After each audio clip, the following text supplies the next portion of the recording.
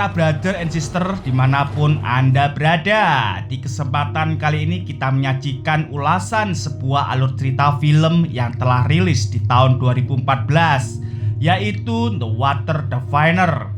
Film ini terinspirasi dari kisah seorang petani Australia yang bernama Joshua Connor yang melakukan perjalanan ke Turki setelah Perang Dunia Pertama berakhir. Jalanannya kali ini adalah untuk menemukan ketiga putranya yang tidak kembali setelah Perang Dunia Pertama berakhir. Oke brother and sister, gak lama-lama langsung aja kita ke alur ceritanya.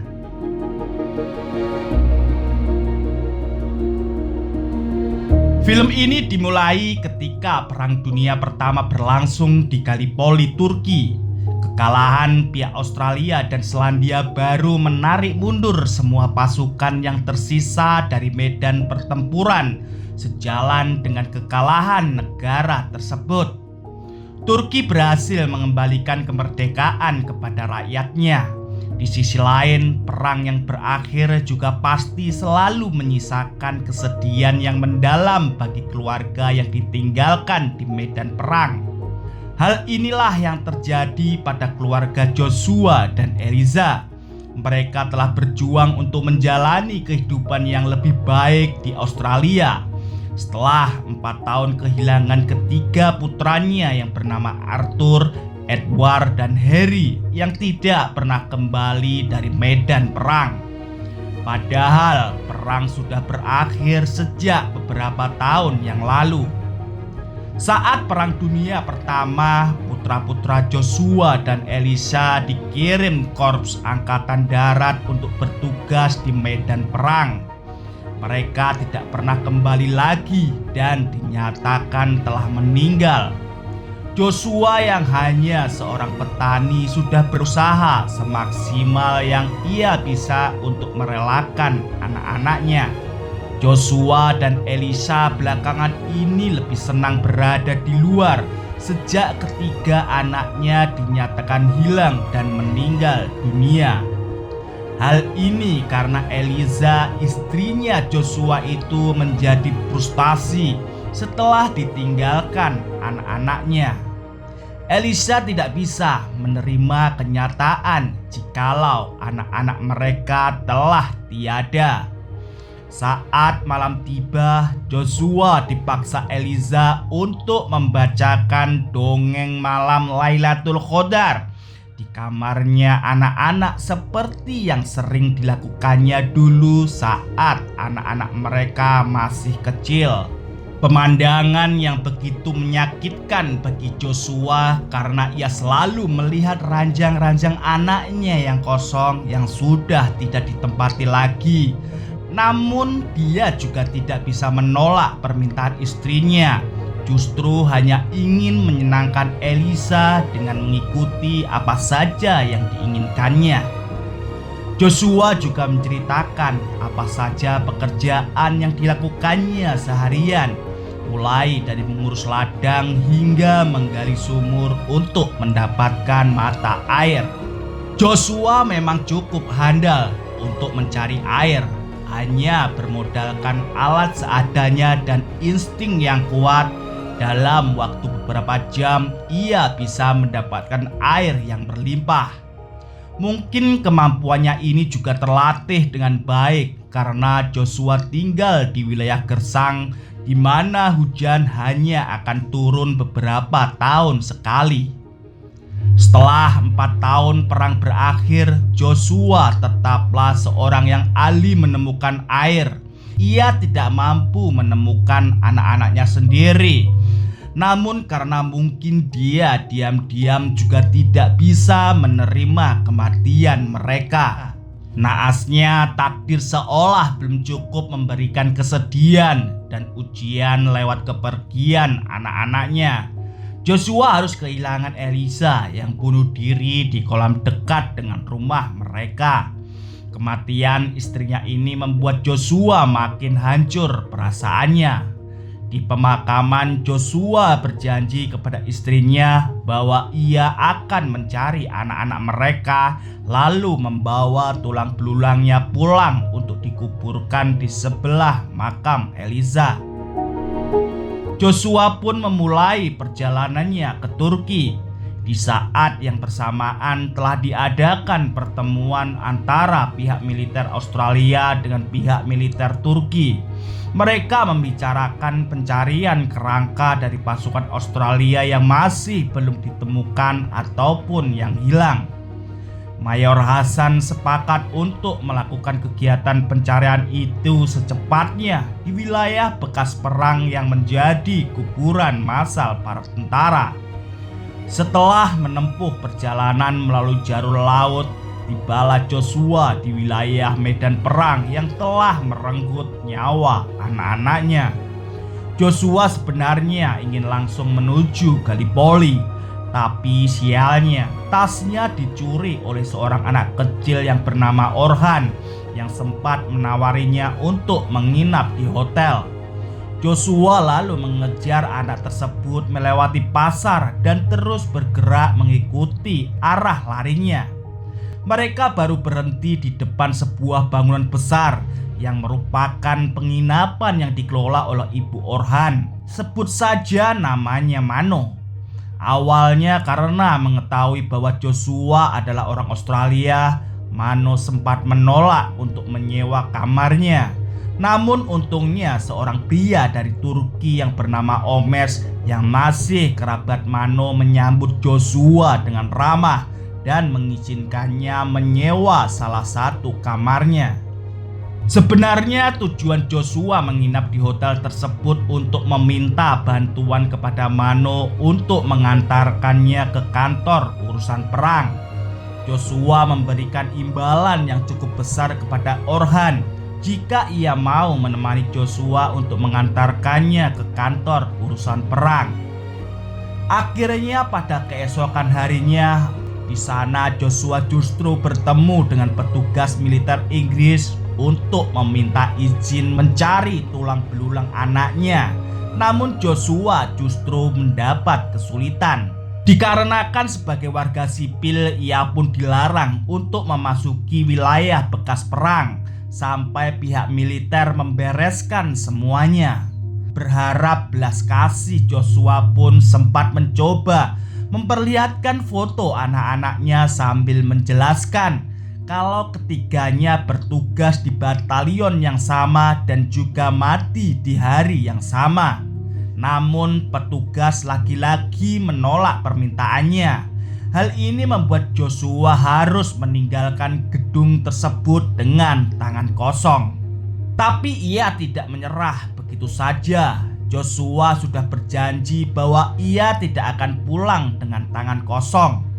Untungnya setelah mengobrol dengan Mano dan memberitahu kalau istri dan anak-anaknya Joshua telah meninggal dunia di medan perang, Mano pun bersimpati. Ia justru membantu Joshua pergi ke Gallipoli dengan menyogok nelayan untuk mengantarkannya menyeberang ke Gallipoli. Itulah jalan satu-satunya yang bisa dipakai olehnya. Bagaimanapun cara ini sangat berarti buat Joshua. Akhirnya Joshua bergegas pergi menuju Gallipoli, di mana sekarang banyak orang yang sedang melakukan pencarian, identifikasi, dan pengukuran kuburan massal untuk para tentara agar mereka mendapat pemakaman yang layak dan terhormat. Kedatangan Joshua langsung disambut dengan tidak ramah oleh pihak militer Turki. Bahkan militer Turki merasa tidak percaya kalau ada seorang ayah yang rela melakukan perjalanan sangat jauh dan meninggalkan kehidupannya di Australia hanya untuk mencari tulang belulang anaknya. Pihak militer Turki juga melarang keberadaan Joshua di Gallipoli. Alih-alih kembali ke Australia, Joshua malah bermalam dan membangun kemah di tepi pantai. Militer Turki merasa kalau melarangnya adalah suatu usaha yang sia-sia. Melihat kegigihan Joshua, Mayor Hasan takjub dan tersentuh dengan perjuangan Joshua. Ia berkata akan membantu Joshua karena hanya dia satu-satunya ayah yang mencari anaknya yang mati dalam medan perang. Tak hanya itu, Mayor Hasan juga meminta agar ajudannya ikut membantu Joshua dan memprioritaskan pencarian terhadap jasad anak-anak Joshua. Berbekal catatan harian dan peta yang terselip di dalamnya, Joshua berhasil menerka-nerka apa yang terjadi pada anak-anaknya di medan. Bagaimana peluru-peluru dari mesin itu menembaki tubuh ketiga putranya yang ia besarkan dengan penuh cinta dan kasih sayang. Joshua juga mampu mengetahui di mana titik anaknya tergeletak setelah dihujani peluru di tubuhnya. Dan pada akhirnya Joshua berhasil menemukan tulang Edward, dan di sampingnya juga ditemukan tulang belulang milik Henry. Hanya Arthur yang tidak berhasil ditemukan di lokasi medan perang. Justru Joshua merasa kalau Arthur sepertinya masih hidup. Joshua kemudian meminta izin untuk membawa tulang belulang Edward dan Harry untuk dibawa kembali ke Australia. Namun ajudan Mayor Hasan tidak mengizinkan Joshua. Mereka hanya akan dikuburkan di Gallipoli bersama dengan para tentara yang telah gugur di medan perang. Lalu keesokan harinya Mayor Hasan mendapat surat yang berisi data tahanan. Ada nama Arthur di sana yang kemungkinan besar ia ditahan dan masih hidup. Informasi itu jelas memberikan harapan baru bagi Joshua untuk mencari Arthur dan membawanya pulang hidup-hidup. Sebelum melanjutkan pencariannya, Joshua kembali ke Istanbul, Turki dan melanjutkan pencariannya melacak kemana anaknya ditahan. Sayangnya, Joshua gagal mendapatkan informasi karena banyak catatan perang yang telah dimusnahkan dan dibakar, serta memberitahukan bahwa perang belum berakhir karena Turki masih harus menghadapi Yunani. Akhirnya pihak militer Inggris yang berwenang untuk situasi tersebut memilih untuk memulangkan Joshua secara paksa. Namun Joshua merasa kalau hanya Mayor Hasanlah yang bisa membantunya. Setelah pergi dari gedung urusan perang, ia mengikuti Mayor Hasan ke suatu daerah sempit yang ternyata menjadi tempat para pejuang militer Turki. Di sana ia diusir oleh pejuang militer karena dianggap bukan orang Turki. Ia pun pergi. Di sisi lain, Joshua bingung harus kemanakah ia mencari Arthur. Akhirnya Joshua berdiam diri di hotel, bermain dengan Orhan dan semakin dekat dengan bocah lelaki tersebut. Mano juga melihat kedekatan Orhan dengan Joshua yang pada akhirnya Mano pun mau terbuka dengan Joshua. Mano pun justru saling bersimpati kepada Joshua atas nasib tragis yang dihadapi akibat perang dunia. Ditambah lagi Mano juga harus menghadapi kesulitan yang lain. Ia dipaksa menikah dengan Omes kerabatnya yang telah beristri. Joshua tidak tahu hal tersebut. Ia sendiri masih sibuk mencari keberadaan Arthur. Joshua pun mendengar pertengkaran dan melihat Mano ditampar oleh Omes.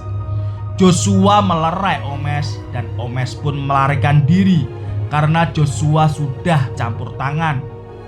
Alih-alih mendapatkan ucapan terima kasih, justru Mano menyalahkan Joshua karena terlibat urusannya dan menyuruhnya pergi. Saat Joshua meninggalkan hotel, Omes dan beberapa temannya menyerangnya sebagai pembalasan. Untungnya penyerangan itu segera dihentikan oleh anak buah Mayor Hasan. Joshua pun dibawa ke Mayor Hasan. Dan akhirnya Mayor Hasan menjelaskan bahwa Arthur ternyata masih hidup dan dibawa ke kamp Avion. Setelah itu tidak terlacak lagi keberadaan Arthur. Hasan menawarkan untuk ikut bersama rombongan yang akan menyerang pasukan Yunani. Mereka akan melewati Avion dan Joshua bisa turun di sana untuk mencari Arthur. Itu menjadi Joshua harus kabur dari pihak militer Inggris yang ingin mengirimnya pulang. Tanpa berpikir panjang, Joshua mengiyakan ajakan Mayor Hasan. Mereka akan berangkat keesokan harinya. Jadi Joshua masih punya kesempatan untuk kembali ke hotel dan mengambil barang-barangnya. Saat di hotel, Mano pun meminta maaf atas perkataannya kemarin kepada Joshua yang telah menyakiti hati Joshua. Saat sekembalinya ke kamar hotel, entah mengapa Joshua justru membayangkan kalau Arthur masih hidup dan berada di suatu bangunan dengan adanya kincir angin di atasnya. Hal itu menjadi keyakinan Joshua jikalau anaknya benar-benar masih bernyawa di luar sana. Keesokan harinya Joshua bergabung dengan Mayor Hasan. Mereka pun menyelinap memasuki kereta barang. Dalam perjalanannya tentara Yunani kemudian menyerang kereta tersebut dan menyisakan Joshua, anak buah Mayor Hasan dan Mayor Hasan sendiri. Hasan mencoba menyelamatkan Joshua dengan mengatakan bahwa ia juga berasal dari Australia yang saat itu menjadi sekutu Yunani. Sementara Hasan dan anak buahnya bersiap untuk dieksekusi. Joshua akhirnya bisa menyelamatkan Mayor Hasan. Sayangnya anak buah Mayor Hasan yang bernama Jamal tidak bisa diselamatkan. Joshua dan Hasan berhasil melarikan diri ke kota terdekat menggunakan kuda-kuda yang dicurinya. Dalam sebuah perjalanan, Joshua melihat kincir angin. Kincir angin yang dilihat Joshua dalam mimpinya secara berulang-ulang di mana Arthur berada. Dan benar saja, di sana akhirnya Joshua menemukan Arthur masih hidup. Namun ia mengalami trauma berat. Arthur menatap ayahnya untuk mengajak pulang. Arthur pun menjawab kalau ia tidak akan pernah pulang jika tidak bersama adik-adiknya. Arthur sedih dan mengungkapkan bahwa di akhir pertempuran Edward masih hidup. Namun karena terluka parah dan darahnya yang telah keluar selama berjam-jam membuat Edward berakhir dengan terhormat. Walaupun merasa sangat berat, Arthur menyalahkan dirinya sendiri atas kematian adik-adiknya. Arthur merasa dia tidak akan pernah bisa kembali ke keluarganya setelah apa yang terjadi di medan perang belum berhasil. Tentara Yunani yang sebelumnya menyerang kereta mulai menyerang kota. Mayor Hasan pergi lebih dahulu menuju tempat lain. Sementara Joshua dan Arthur mencoba melarikan diri melalui pegunungan.